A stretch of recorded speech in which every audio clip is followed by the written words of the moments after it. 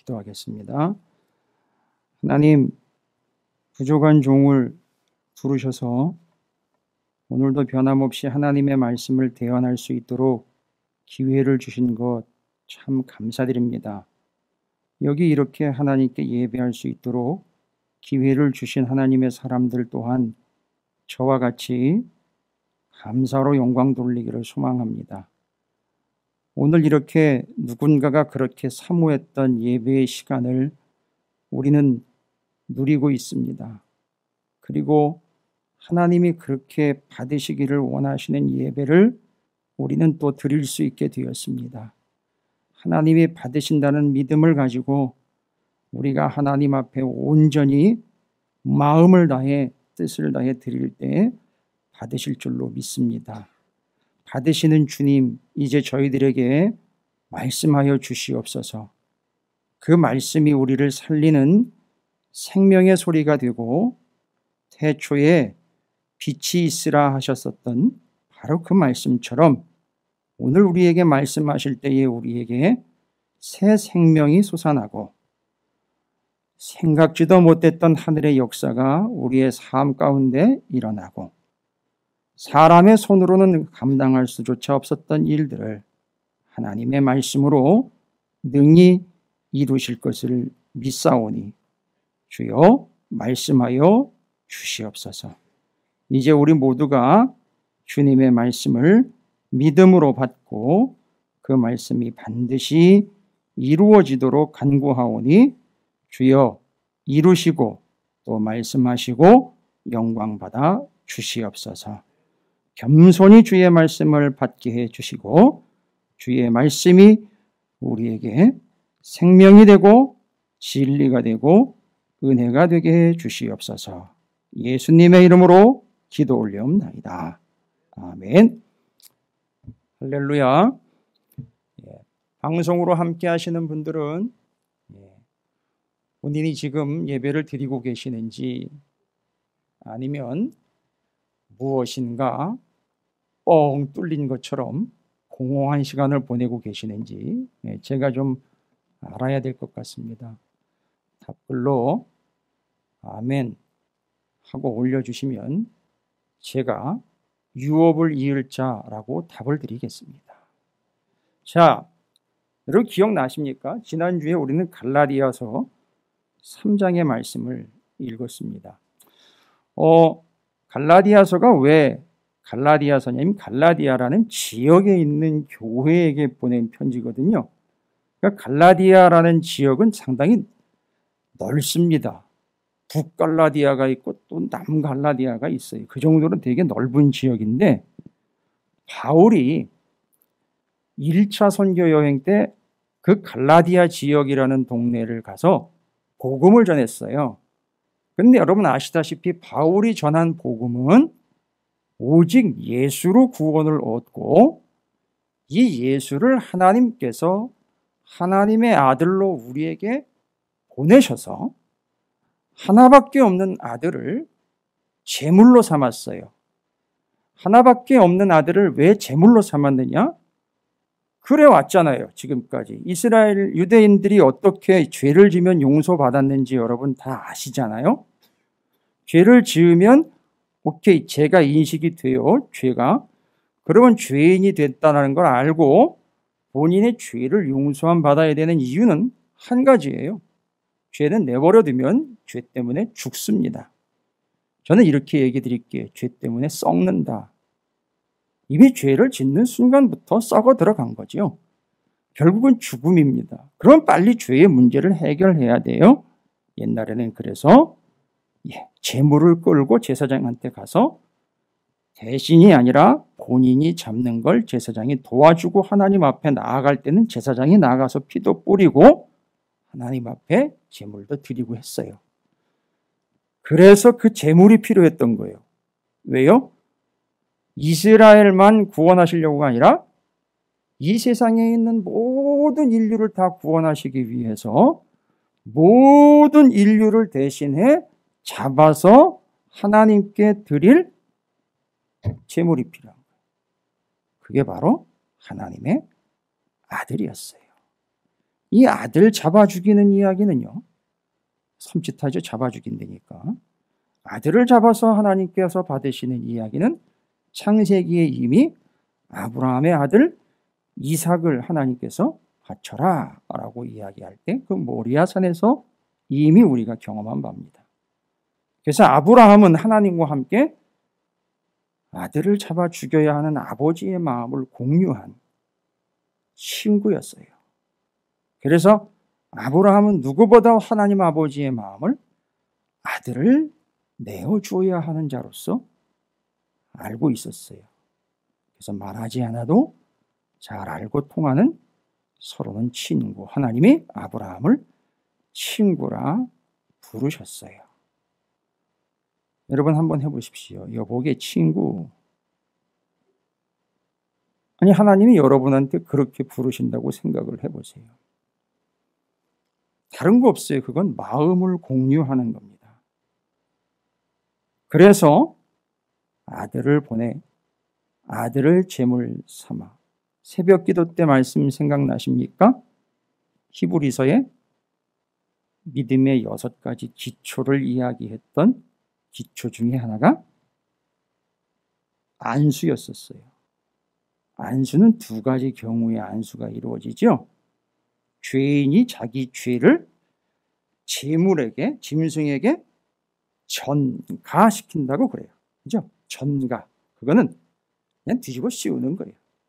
옮겨 놓는 겁니다. 자, 이게 이제 제물이에요. 제물을 끌고 왔어요. 죄를 지었기 죄인입니다. 그런데 제물을 준비할 때는 원칙이 있죠. 제물은 어떤 제물이든지 공통적인 대원칙이 하나가 있죠. 뭐죠? 이건 흠이 없어야 돼요. 흠이 없어요. 잘 들으세요. 이거 아주 중요한 원리입니다. 흠이 없는 제물을 준비한 이유는 죄인이 흠이 없는 제물을 가지고 와 본인의 죄를 어떻게 해야 하느냐는 이건 원칙이에요. 법칙입니다. 율법이에요. 죄인이 흠이 없는 제물에다가 안수를 합니다. 안수를 하면 이때 죄인에게 있던 죄가 이 제물은 어떤 제물이라고요? 흠이 없는 제물에게 넘어갑니다. 그리고 이 제물에 흠이 없음이 내게로 오는 거예요.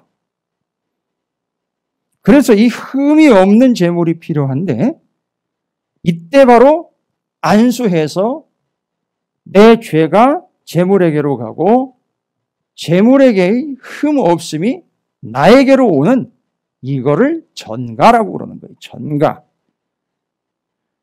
그래서 제물은 흠이 없어야 돼요.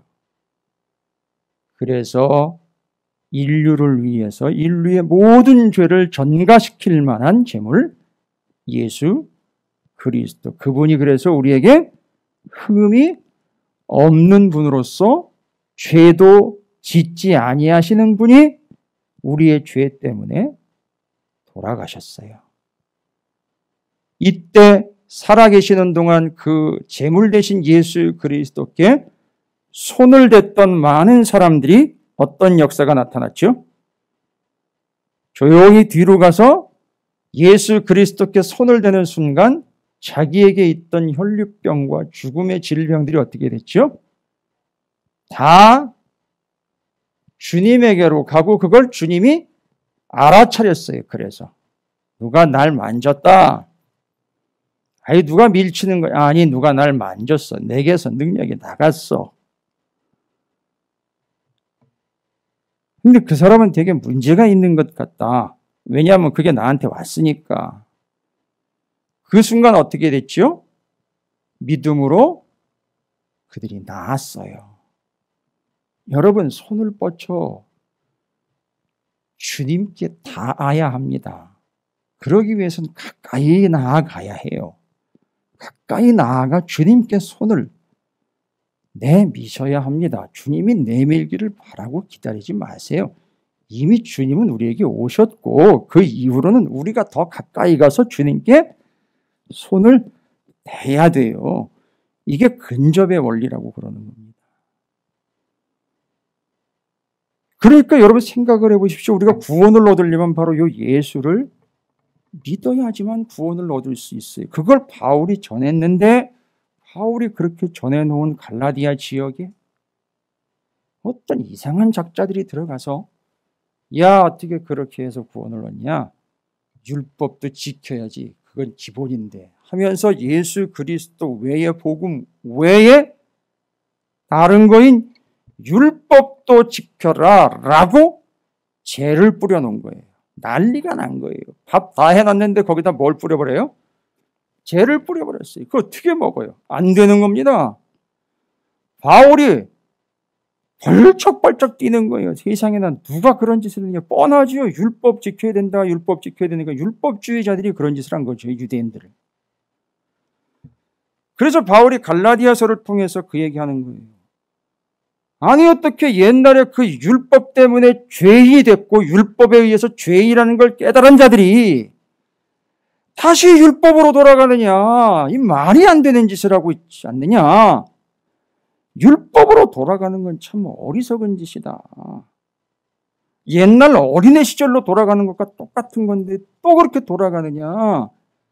너희는 이제 율법 아래에서 율법이 시키는 대로 했던 율법의 종로를 했던 그런 사람들이 아니라 율법에 의해서 여러분 율법을 나쁜 자 취급하면 안 된다 그랬죠.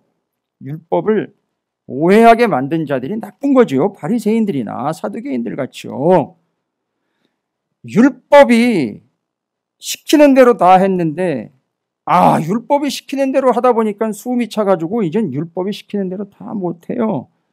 그럼 어떻게 되는 거예요? 결국 율법을 지키지 못하니까 죄인 되는 거예요. 그러면 율법은 쌤통이다. 너 죽어라 이게 아니라 알았어?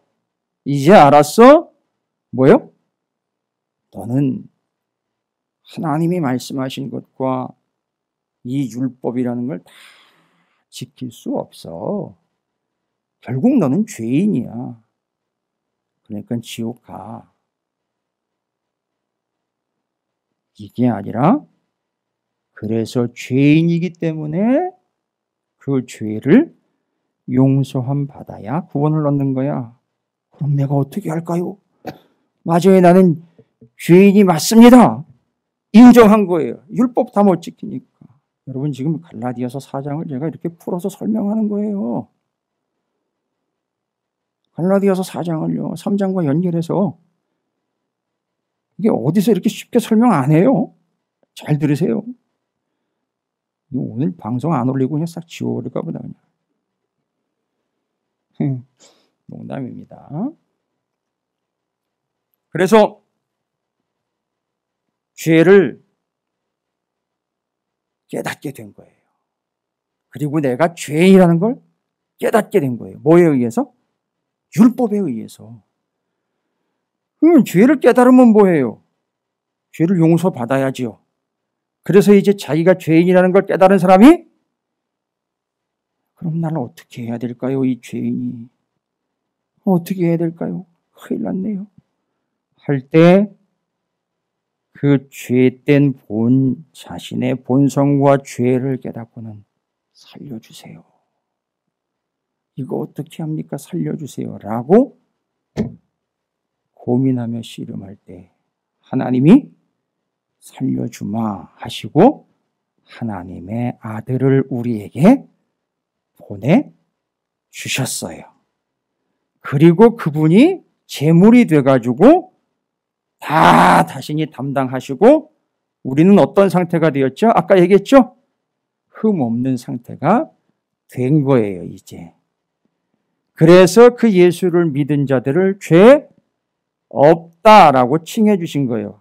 그런데 그 믿는다 그럴 때 그 믿는 건 내가 믿음이 이렇게 한다고 믿는 게 아니라 지금 제가 설명드린 이 내용들을 쭉 설명할 수 있어야 되고 내가 그것을 인정하고 받아들이고 확신이 있기 때문에 나는 그걸 누군가에게 또 전할 계획입니다. 라는 게 분명해야 돼요. 그게 믿음이에요. 그러면 구원을 얻는다 그랬어요. 자, 그럼 지금부터 이제 얘기합니다. 그래서 주님이 어떻게 했어요? 하나님이 우리 죄인들을 구원하시려고 하나님이 하나님의 아들인 우리 주님을 우리에게 어떻게 하셨습니까? 보내셨어요. 보내면 주님은 어떻게 해요? 우리에게 오셨어요. 3장, 갈라디아서 3장, 믿음이 우리에게 온 이후와 믿음이 우리에게 오기 전, 기억나십니까? 그때 그 믿음은 믿게 되는 상태를 말한다고도 얘기했어요. 확신이 있고 기쁨이 오고 감격이 넘치고 신뢰하고 의지하고 충성을 다하는 그런 상태를 믿음이라고 얘기하고, 한 가지 더 지금 제가 얘기 드렸죠? 하나님의 아들인 예수 그리스도께서 우리에게 오셨다라고 말할 때 우리의 믿음의 대상인 예수 그리스도가 우리에게 오는 것, 곧 믿음이 온다라고 그럴 땐 그런 상태도 이야기하지만 주님이 우리에게 오시는 것, 그걸 믿음이 오는 거라고도 얘기합니다. 그러면 그 믿음이신 예수 그리스도가 우리에게 오기 전과 오고 난 후에는 차이가 있다는 거예요. 믿으시면 아멘 하시기 바랍니다. 방송으로 보시는 분들은 집에서 제가 여기 들릴 수 있을 정도로 크게 아멘 하세요. 5명 했어요. 자, 그 믿음의 대상인 우리 주님이 우리에게 믿음으로 오시기 전과 오시고 난 후에는 차이가 있다고 그랬죠? 3가지로 설명드렸어요, 지난 시간에. 기억나십니까? 주님이 올 때는 주님이 혼자 오시질 않고 주님의 동반자가 있어요. 삼위일체 중에 3위 중에 3위, 성부, 성자, 성령 하나님인데, 성부 하나님은 하늘 보호자예요. 성자 예수님이 우리에게 올 때 같이 오신 분이 있으니 바로 성령 하나님이에요. 그래서 주님이 우리에게 올 때, 믿음이 우리에게 올 때 우리는 그분을 어떻게 한다고 그랬죠? 반드시 영접. 그래서 지난번에 영접 기도 저 따라 했죠? 제가 죄인인 걸 고백하오니 주님 저에게 오셔서 이 죄를 다 담당해 주시고 저를 구원해 주시기를 원합니다. 주님은 나의 구원자이신 것을 내가 믿습니다. 주님 내게로 찾아와 주시고 내 안에 들어와 머물러 주시옵소서. 이게 영접한 거예요. 그때 주님이 우리에게 오시면 그 주님과 함께 오시는 성령 하나님 때문에 우리는 주님이 우리에게 오시고 난 뒤에는 성령 충만한 삶이 됩니다. 할렐루야. 이 성령 충만이라는 게 뭘까? 설명하기 쉽지 않아요. 성경에서는 성령 충만을 바람이 어디서 부는지 또 어디 가서 멈추는지를 모른다고 그랬는데 분명한 건 뭐예요? 바람이 어디서 불고 어디서 멈추는지는 모르는데 뭘 알아요? 부는 건 알아요. 왜요? 아니 어떻게 알아요? 바람이 부는 걸. 아니 바람 피는 거 말고요. 바람 부는 거요. 예? 지금 저거 서큘레이터를 저기다 틀어놨어요. 그래서 저게 지금 바람이 저한테 와요. 그거 어떻게 알아요? 여러분 길 가다가 바람 불면 어떻게 돼요? 세상에 다 자가용 끌고 다니시는 모양이네요. 바람이 불면 머리카락도 날리고 덥대 시원해지고 먼지도 막 나고 그 휴지 조각이도 막 굴러다니고 그래요. 근데 그게 어디서 불어가지고 어디 가서 멈추는지는 모르는데 부는 게 느껴져요. 야, 이건 내가 예수 믿는 게 맞아? 라고 막 생각이 드는데 희한하게 내가 가만히 뒤돌아보면 요거는 내가 한 게 아니야. 이게 분명히 뭐라고 설명은 할 수가 없겠는데 이건 분명히 내가 한 건 아니에요. 내가 한 게 아니면 누군가 한 분이 있다는 거거든요. 한 사람이 누군가 했다는 거예요. 그게 설명이 안 되는데 알고 봤더니만 눈으로 안 보이기 때문에 설명을 못하는 거지 분명한 건 있어요. 여러분 오늘 말씀을 여러분께서 지금 받고 계시는데 여러분이 말씀 받을 때 여러분 마음이 지금 어떻습니까? 예? 저 듣기 좋으라고 하시지 마세요. 그럴 필요는 없어요. 우리 권사님은 이제 설레고 기쁘다라고 얘기를 하셨어요. 난 우리 권사님이 아이스크림 먹을 때 이렇게 설레고 기쁠 것 같다는 생각은 안 들어요. 그죠? 근데 희한하게 이 말씀을 받고 나눌 때에 설레고 기뻐요. 우리 김금래 권사님은 이렇게 말씀을 받을 때에는 마음이 어떠세요, 권사님? 예? 너무 좋으세요?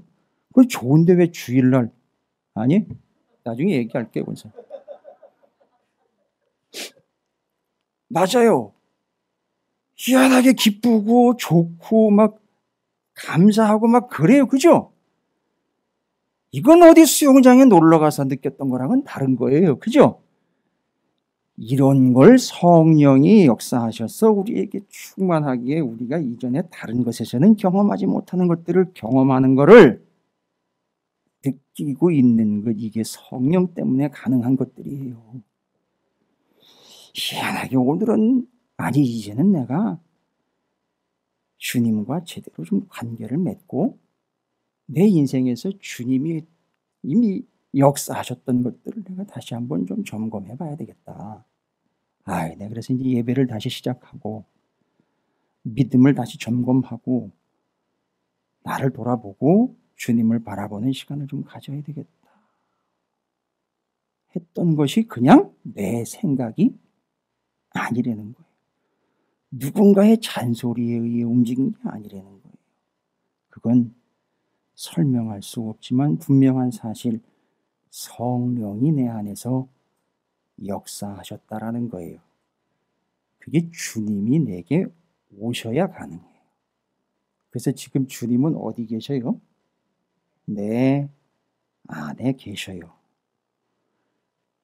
그래서 주님이 우리에게 오시면 성령 충만함이고, 그 다음에 두 번째로는 주님이 오심으로 우리는 따라합니다. 복된 존재가 된다.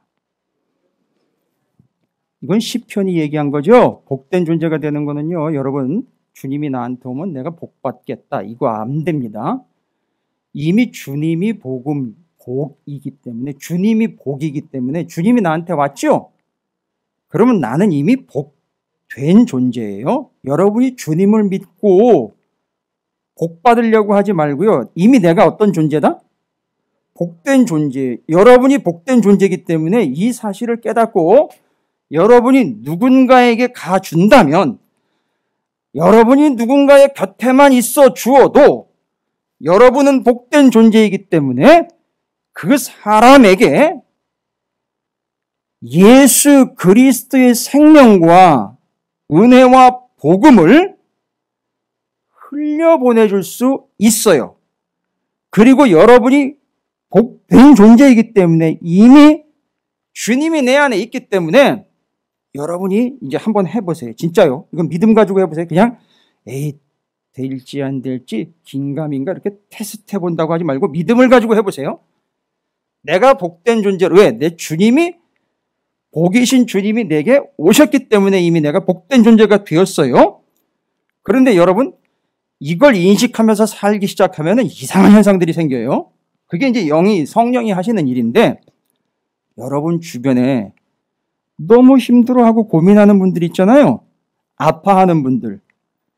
가가지고 괜히 또 말주변도 없으면서 주님이 말이지 이러면 그 사람들은 괜히 또 술 얘기하려고 그러나 이런 얘기를 딱 착각할 수 있으니까 얘기하지 말고, 아무 얘기하지 말고 힘들어하고 고달파하는 사람 옆에 가서 그냥 조용히 알듯 모를 듯 그냥 옆에 가서 한번 앉아보세요. 여러분이 그 아파하는 사람들 곁에 가가지고 이렇게 앉아보세요. 앉고 난 다음에 여러분이 조용히 그냥 눈을 감고 이 사람이 얼마나 아프길래 이러지 하면서 마음으로 공감하는 기도를 한번 드려보세요. 근데 희한한 게 여러분이 같이 울게 된다고요. 그리고 그 아파하는 사람이 울다가 쳐다보니까 내 옆에 누가 와 있어요? 아는 사람일 수도 있겠죠. 늘 같이 다녔던 사람일 테니까. 근데 왜지? 하는데 그 사람이 아무 말도 안 하고 그냥 그 앉아있는 그 사람 때문에 위로를 얻는다니까요. 왜인 줄 아세요? 우리 안에 누가 있으니까? 예수가 계시니까. 그 사람도 이게 왜 그러는지는 모르는데 우리 안에 예수님이 역사하셔서 그 사람이 뭔가를 느낀다니까요. 위로를 받는다니까요. 실제로 힘을 얻는다니까요. 그러니까 괜히 아무 말 해가지고선 괜히 뭐 상담한답시고 위로해준답시고 말할 필요 없어요. 그냥 여러분이 이미 시편 1편 뭐래요? 복 있는 사람은 뭐 안 하고 뭐 안 하고 이런 거 따지지 마세요. 거기 원래 원문의 뜻은 이거예요. 복되도다 너희여 이렇게 나와 있어요. 원래 원문에는 복되도다 너희여. 그러니까 이미 너희는 복된 존재라는 거예요. 복댕이. 여러분이 이미 복댕인 거예요. 그 여러분이 누군가한테 가면 복이 그들한테 굴러 들어가는 거가 되는 거예요. 여러분 결코 작은 존재가 아닙니다. 그러니까 여러분이 사업을 운영하면 거기가 여러분 때문에 복된 사업장이 되는 거예요. 이게 뭐 때문에 가능하다? 내게 오신 주님 때문에 가능하다. 할렐루야. 나는 행복합니다. 왜냐하면 나는 복된 존재이기 때문에 그렇습니다. 그래서 나는 누군가에게 그 행복을 나눠줄 수 있습니다. 왜냐하면 주님이 내 안에 계시기 때문이죠. 아무 말 없이 그냥 옆에만 앉아 있어줘도 나는 그에게 복된 존재입니다. 그래서 그들이 내가 받은 복을 나누어 받을 수 있고 그들이 위로를 받을 수 있으면 내 안에 주님이 계시기 때문입니다. 할렐루야. 그 주님이 복이시기 때문에 그렇습니다. 여러분 예수 믿고 복 받으려고 하지 마세요. 이미 예수를 믿었다는 것 자체가 복이고요. 복이신, 복의 근원이신 예수님이 나한테 왔으니 그게 복이에요. 할렐루야. 여러분 이거부터 시작합시다. 이거부터 시작하자고요. 자꾸 예수 믿으면 뭐 어떻게 더 돈을 더 많이 벌고 뭐 아니 솔직히 여기서 짚고 넘어가자고요. 주님이 내게 계시니 주님이 내 안에 있고 주님이 나와 함께 있으니까 돈 조금 못 벌어도 괜찮죠? 그죠? 주님하고 여러분 통장하고 지금 바꾸실래요? 아니죠? 그냥 주님 그분이면 되겠죠? 그냥 나 어려울 때 주님이 나한테 그냥 늘 계시면 좋겠죠? 나 힘들 때 나 눈물 콧물 다 찔찔 빼고 있을 때 그때 주님이 그냥 나 곁에 있으면 좋겠죠? 그런데 여러분 그렇게 힘들고 어려울 때 실은 주님이 계셨어요, 옆에. 우리가 인정을 안 했던 것뿐이지. 우리가 지금 이렇게 그 옛날 이야기를 할 수 있었던 이유가 뭔지 아세요? 그때 계셨던 주님이 오늘 여기까지 함께 오셨기 때문에 그래요. 할렐루야. 저는 몸이 아파요. 건강이 좀 안 좋다는 얘기죠. 참 힘들어요. 그런데 주님이 좀 이거 싹 낫게 해주시면 좋잖아요. 그죠? 그건 단순한 생각이고 주님은 저랑 더 오래 있고 싶으신가 봐요. 그래서 저를 조금 아프게 해가지고 좀 오랫동안 이제 주님한테 매달리게 하려고 주님이 그런 방법을 좀 쓰신 것 같아요. 그래서 저는 그걸 인정해요. 그래서 이 아플 때도 함께 하시는 주님이라면 오케이. 언제든 함께 하시겠구나. 오케이. 끝으로 세 번째 여러분 지난주에 주님이 우리에게 오시면 우리에게 변화가 일어난다 그랬잖아요. 그죠? 그냥 쉽게 얘기 드릴게요. 주님은 하나님의 아들로 우리에게 오셨죠?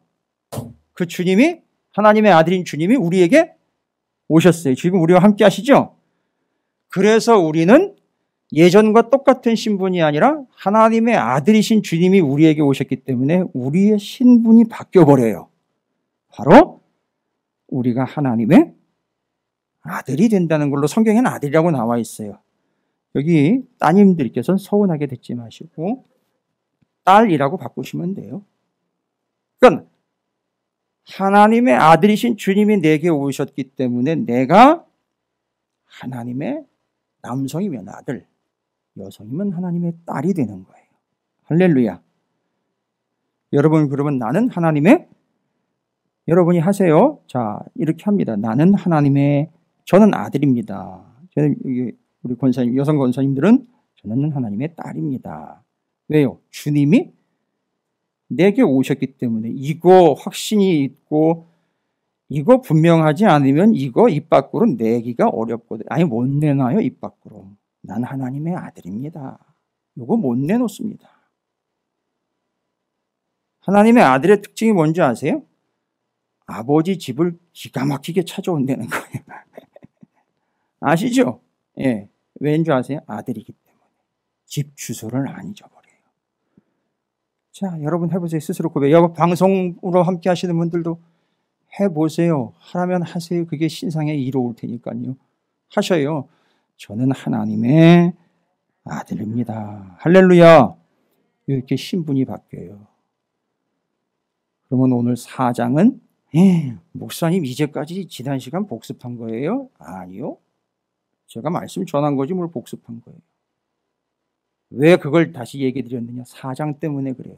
오늘 4장은 우리의 바뀌어버린 바로 그 신분에 대한 이야기예요. 우리가 뭐가 됐다고요?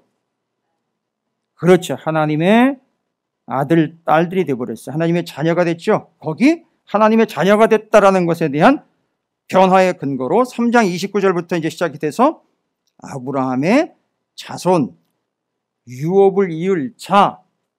왜냐하면 우리가 이제 자녀가 됐기 때문에 자녀와 관련된 언어들이 언급이 많이 돼요. 4장 5절, 아들의 명분을 얻었다, 아들로 정해버렸다 이런 뜻이에요. 딸로 정해버렸다, 명분을 얻었다, 아니 정해버렸어. 콕 찍어가지고 너는 내 아들이라 이렇게 찍어버리신 거예요. 하나님이 너는 내 아들이다. 그래가지고 아들의 명분을 얻었다라는 말은 아들로 정했다, 정해버렸다. 여러분 이거 은혜 안 되세요? 너는 내 딸이라 라고 아주 정해버리신 거죠. 4장 6절 같은 경우는 너희가 아들임으로 너희가 딸임으로 4장 6절 또 뭐예요?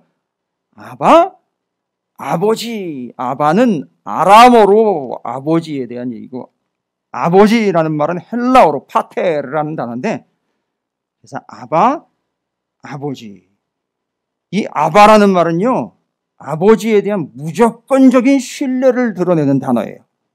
애가 아빠에 대해서 무조건 신뢰하는 거야. 아빠가 최고고 아빠가 그냥 능력자인 거예요. 애한테는요. 근데 우리 주님이 하나님이 우리한테 그런 분으로서 전적인 신뢰를 나타내는 거죠. 그 뒤로 4장에서는 계속 아들, 유업을 이을 자. 이야, 자 그러면 이제 신분이 바뀌었죠. 뭐에서 뭘로 바뀌었는지 얘기를 해요. 여러분 주님이 오시기 전에 우리를 아까도 얘기했죠. 우리가 죄인인지 아닌지를 알게 해주도록 우리를 가르쳐주고 인도해줬던 게 뭐냐면 율법이라는 거예요. 율법은 이거 해야 돼, 이거 하면 안 돼, 이거야 꼭 엄마 같지요. 그죠? 그게 율법이 주님이 오시기 전까지 하는 일이에요. 야야야야 이거 봐봐 그거 하면 안 돼. 그건 죄야. 몰랐어요. 그러니까 앞으로 그거 하지 마. 그거 죄야. 알았지? 하라면 그거 하지 마. 안 돼. 그것도 죄야. 그거 하지 마. 나 몰랐어요. 그러니까 율법은 요 주님이 오시기 전에 어린아이 같았던 우리를 어떻게 하느냐면 알려줘요. 뭐를요? 무엇이 죄인지를 알려준다고요. 그래서 우리한테 시켜요.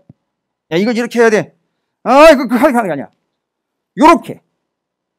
왜 애들 키울 때 경험하셨잖아요. 어렸을 때는 다 뭐 해야 돼요? 아니야, 지지. 먹으면 안 돼. 에이, 그 나쁜 짓. 그러면 안 돼. 에헤이. 띡! 그러면 안 돼요. 이거 틀린 거야. 아니야. 그 길이 아니야. 여기야, 여기. 위험해. 라고 해주는 게 바로 뭐냐면 율법이 그걸 해요. 애가 자라기 전까지는 뒤에 무슨 단어가 나오냐면 때가 참에라는 말이 나와요. 때가 참에. 때가 참에, 이건 뭐냐면 주님이 올 때가 차가지고 주님이 오기 전까지는 율법이 이 아이를 가르쳐 줍니다. 알고 봤더니만 율법 그렇게 해서 때가 될 때까지 그 가르쳐 주는 역할을 하는 일을 초등교사라고 불렀어요. 몽학 선생이라고 그랬죠, 옛날에는.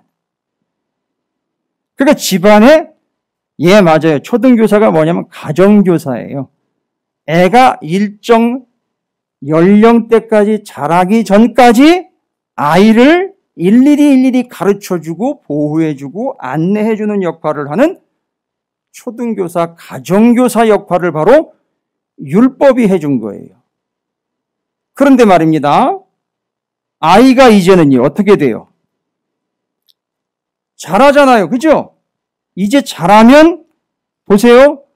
가정교사가 더 이상 이 커진 아이를 키울 수 없어요. 아이 키우면 안 되지요. 이제 다 자란 아이는, 잘 보세요.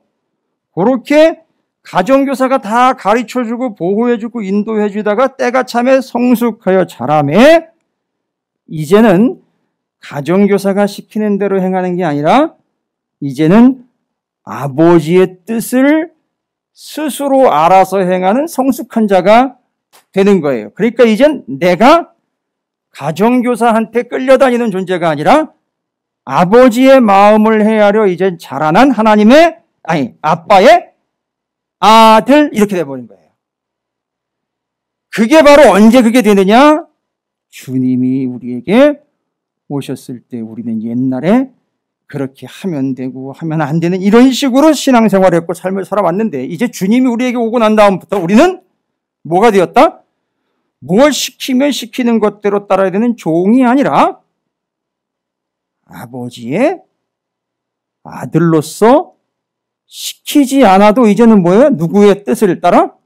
아버지의 마음을 헤아려서 행동으로 옮기게 되는 이제는 완벽한 아들로서 역할을 감당하는 거예요. 여러분, 이제 제가 재밌는 얘기 하나 드릴게요. 고급지면서 재미있는 얘기예요. 이거 알아두시면 성경 상식이니까. 여기 가정교사처럼 가르쳐줬던 율법을 아이에게 가르쳐줄 때 그 아이들은 율법이 시키는 대로 율법을 어떻게 해요? 행하는 자가 되죠. 그게 어렸을 때지요. 근데 때가 차가지고 주님이 오시고 난 다음에는 아들이 돼가지고 여러분 그 아들이 어떤 존재가 되느냐 하면 오늘 본문에 유업을 이을 자라는 단어가 나와요. 유업은 아버지의 재산이에요. 그러니까 아버지의 재산을 이제는 이어갈 수 있는 위치까지 간 거예요. 근데 자, 얘가 이제 비교하려고 하는 건 이거예요. 율법을 지키는 자의 종된 삶에서 이제는 아버지의 마음을 헤아리는 아들 된 자가 돼가지고 유업을 이은다. 율법을 행하는 자에서 유업을 이을 자가 됐죠. 여러분, 이게 뭐가 어떻게 됐다는 거죠? 주님이 우리에게 오시고 난 다음 우리는 시켜야 하는 종의 입장에서 알아서 행하는 아들의 입장이 됐어요. 율법을 지키는 자에서 유업을 이을 자가 됐습니다. 이걸 원문으로 설명드릴게요. 재미있어요. 되게 재미있어요. 율법을 지키는 자라는 원문을 통해서 보면 율법을 지킨다. 그 율법을 노모스라는 헬라어를 지킨다라고 할 때 그 지킨다라는 건 노동 그리고 고용된 자 이런 뜻이 있어요.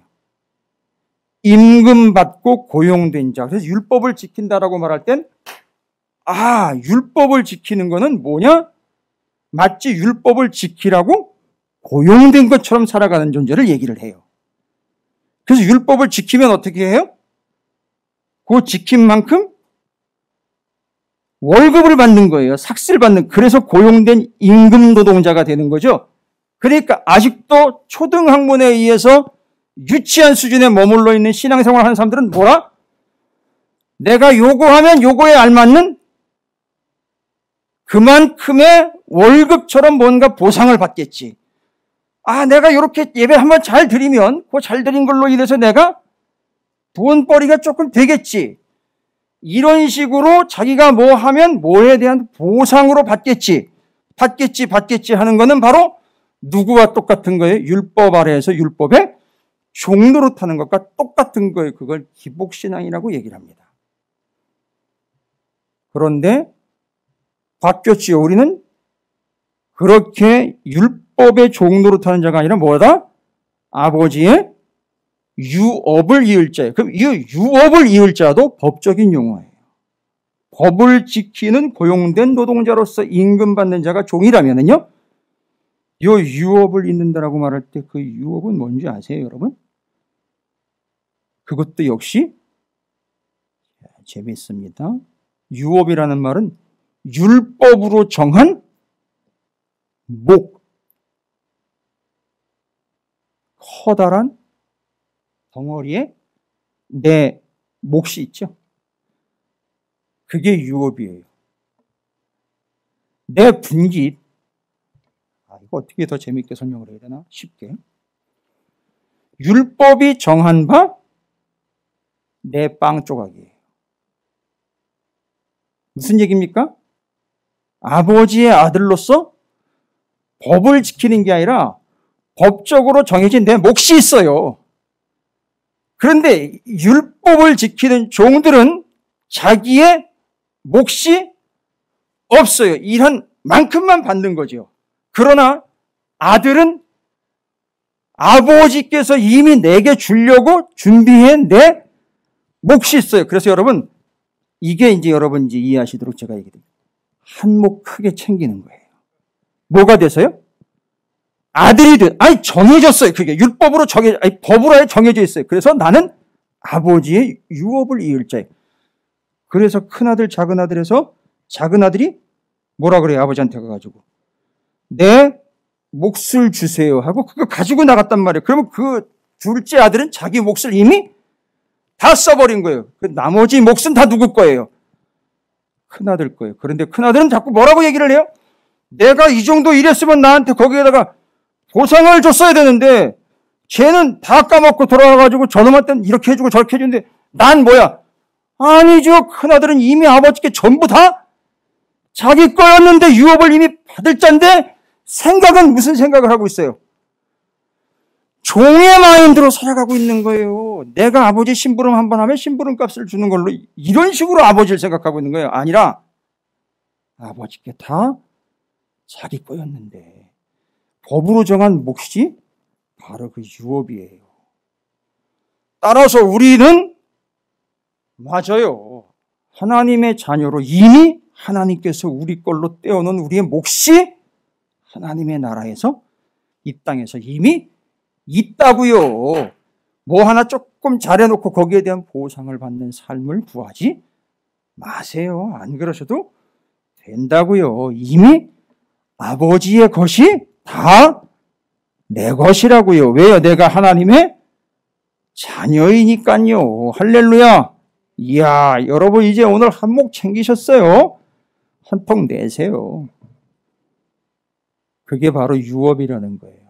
하나님의 자녀로 이미 내가 받을 정해진 몫이 있어요. 한 몫. 그래서 와, 여기 있는 분이 대단한 분들인 거네. 그러니까 아버지로부터 이미 한 몫 챙기신 분들입니다. 두둑 가시겠어요? 근데 그 아버지로부터 받은 한 몫이 어떻게 표출될지는 제가 모르겠어요. 어떤 방식으로 드러날지는 모르겠지만 여러분 이건 그냥 이해하고 넘어가면 안 되고 믿으셔야 돼요. 됐습니까? 자, 그러면 이제 아버지의 아들로 율법의 종노릇하던 예전의 어린아이와 같은 신분에서 이제는 아버지의 자녀로 신분이 바뀌었죠? 그러면 이제 주님이 우리에게 오시고 난 다음에 우리의 입장은 아버지의 하나님의 아들이 됐으니까 이제는 믿음도 달라져야 돼요. 그럼 이제 우리는 뭘 믿어야 되느냐? 아버지의 자녀로서 뭘 믿어야 되느냐? 제일 중요한 사실은 그거지요. 그걸 믿어야 되죠. 뭐요? 나는 하나님 아버지의 아들이다, 딸이라는 것을 여러분 이해하시면 안 돼요. 그냥 생각만 해도 안 돼요. 이건 뭐예요? 믿어야 된다고요. 아까도 돌아온 탕자 얘기했죠. 두 번째 아들이 다 아버지 재산, 자기 몫을 다 들어먹었지만 이 허랑방탕한 둘째 아들에겐 다 날려버리고 몸만 하나 남아있었다. 몸뚱이, 아이, 그런 얘기 하지 마세요. 그 뭐 유치하게 거기 그런 정도의 수준을 가지고. 아들이, 둘째 아들 다 들어먹고 이방 땅에 가가지고 배가 고파가지고 뭘 주워 먹고 있었어요. 돼지 사료 주워 먹고 있었다고요. 그때 그 사람이 떠올린 게 뭔지 아세요? 야, 내 아버지 집에는 와, 하인들도 많고 먹을 것도 많이 있는데 아직도 무슨 믿음이 있죠? 염치는 없지만 아직도 무슨 믿음이 있어요? 둘째 아들한테? 내가 우리 아버지의 아들인데. 오케이. 그 믿음 가지고 어떻게 한 거예요?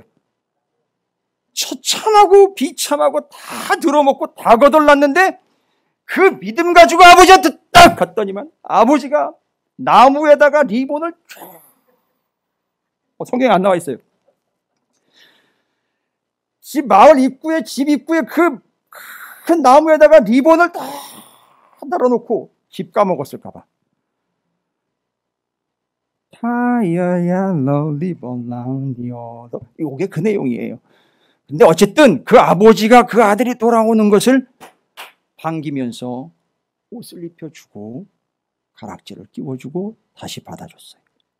무슨 믿음이다? 내가 비참하고 꼬라지는 일에도 나는 내 아버지의 아들이다 라는 믿음 가지고 갔더니만 아버지가 어떻게 했어요? 이 나쁜 놈, 내 거 다 들어먹고 온 놈 한 게 아니라, 아이고 밥은 먹었니? 어디 가서 이렇게 홀쭉해가지고 왔니? 그동안에 어디 아픈 데는 없었니? 하고 받아주시는 거예요. 그 믿음이에요. 이제 우리는 하나님의 자녀로 어떤 믿음을 가지고 살아가야 되느냐? 나는 이 세상에 굴러먹는 존재가 아니라 나는 영원하신 하나님 아버지의 아들이다, 딸이다라는 확고부동한 믿음 가지셔야 돼요. 할렐루야. 그 다음 믿음이, 우리한테 필요한 믿음이 뭔지 아십니까?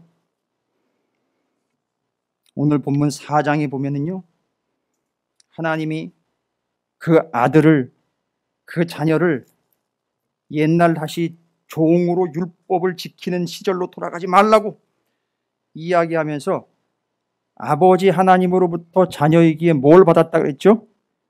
유업을 받았다 그랬죠? 이거 뭘로 보장할 거예요? 이거 유업 어디에 기록되어 있어요? 아니, 이 유업은 도대체 무슨 근거로 그 사람이 받을 수 있는 거예요? 아버지의 유업이잖아요. 누가 약속한 거예요? 아니, 누가 약속한 거예요? 이 유업은 아들이 이렇게 받는다라고 누가 약속해 준 거예요? 아버지가 약속한 거예요. 따라서 두 번째 우리가 하나님의 아들로서, 자녀로서, 딸로서 가져야 되는 믿음은 뭔지 아세요? 하나님은, 하나님이 말씀하신 약속은 반드시 지킨다는 거. 그거 믿음이 확고부동해야 돼요. 아버지는 절대 한 입 가지고 두말하시는 분이 아니에요. 여러분, 이게 그 약속이에요. 이거 반드시 지키는 거예요. 그러니까 여러분이 이걸 놓으면 끝장인 거예요. 하나님은 이걸 다 지키시기 때문에 이거 붙잡고 사는 사람이 진짜 자녀이고 그에게 이거 그대로 이루어질 거예요. 할렐루야. 그럼 이걸 읽어봐야죠. 무슨 약속이 있는지 여기 다 읽어보셔야죠. 첫 번째 믿음은 어떤 믿음이다? 나는 하나님의 자녀이다. 나는 아들이다. 나는 딸이다. 두 번째, 내 아버지인 하나님의 약속, 그 말씀은 반드시 이루어진다. 그리고 사라와 하갈 이야기가 나오죠. 이삭과 이스마엘 이야기에서 진짜 아들은 누구냐? 이삭이다. 그런데 하갈은 이스마엘을 낳았지만 이스마엘은 아브라함의 아들이라 하지 않고 하갈의 아들이라 그래요. 하갈은 신분상 종이에요. 따라서 진짜 아들은 사라의 아들 이삭이라고요. 약속에 의해서 아들 된 자 이삭, 그가 바로 진정으로 자유로운 백성. 이스마엘은 종의 아들. 따라서 우리는 주님 안에서 진정한 무엇을 누리는 자다? 자유를 누리는 자다. 할렐루야. 여러분, 진짜 자유를 누리기 위해서 뭐 해야 되는 줄 아세요? 진짜 자유를 누리려면 주님께 완벽하게 묶여야 진짜 자유를 누릴 수 있다. 할렐루야. 요 얼마 전에 누구지요? 어느 나라의 백만장자인가 뭐 억만장자인가가 우주로 올라갔다 왔대요. 개인적으로. 그게 이슈가 돼가지고 나왔는데, 그 한번 이제 미국 우주 가는 상품을 이제 이제 내놓고 그거를 팔려고 그런다는데 몇 억씩 든다 그러던데요. 뭐 한 번 가는데, 요거 여행 한 번 가는데 몇 억씩 든대요. 세상에, 나는 이제 죽어서나 가야 되겠네. 어쨌든 그때 우주선을 띄우는데 혼자는 못 가니까 양쪽에 로켓 2개를 달아가지고 이 로켓에 달린 이 비행선이 로켓에 의해서 그 궤도까지 쭉 올라갔다가 로켓은 떨어져 나가고, 그게 이제 비행을 하다가 몇 분 정도 비행을 하다가 내려오는 거예요. 이 올라갈 때 있잖아요. 지구라는 대기권을 자유롭게 넘어갈 때, 그때 비행기 혼자 가는 게 아니라 추진력을 가진 로켓에 딱 붙어 있으니까 지구를 통과를 해서 우주로 뻥 뚫고 날아가더라는 거죠. 우리가 이 세상에 매이지 않고 이 세상의 한계에서 자꾸 버벅대고 이 세상의 부족함에 무너질 때, 자꾸 이 세상의 것에 자꾸 매여서 허겁지겁 허둥지둥대고 있을 때, 여러분 거기서부터 풀려나는 방법이 뭔지 아세요? 로켓에다가 나를 묶어버리는 거죠. 바로 예수 그리스도께 나를 묶어버리는 게 진짜 자유를 누리는 거다. 그래서 우리는 진정한 자유민 백성들로, 우리는 주님께 우리를 더 묶어 매일수록 더 자유로운 자가 된다는 이 믿음 잊지 마시기 바랍니다. 그래서 이 땅에서 하나님의 자녀로서 하나님의 약속이 반드시 이루어지는 것을 믿고 세상에 썩어질 것들과 없어질 것들에 매이지 않고 자유로운 영혼으로 하나님 앞에 더욱 하나님께 주님께 매인 자로서 참 자유를 누리시는 하나님의 자녀 여러분들이 되시기를, 복된 자들이 되시기를 주님의 이름으로 축복합니다. 이 3가지 믿음을 가지고 살아가는 주님의 자녀가 되십시오. 따라합니다. 나는 아들임을 믿습니다. 따님은 따님이라고 하셔야죠. 다시 한번요. 나는 하나님의 아들임을 믿습니다. 나는 아버지께서 약속하신 것을 반드시 지키시는 것을 믿습니다. 나는 주님 안에서 자유로운 영혼인 것을 이 세상 어디에도, 한계에도, 돈에도, 관계에도 매이는 자가 아닌 자유로운 자인 것을 믿습니다. 할렐루야. 기도하겠습니다.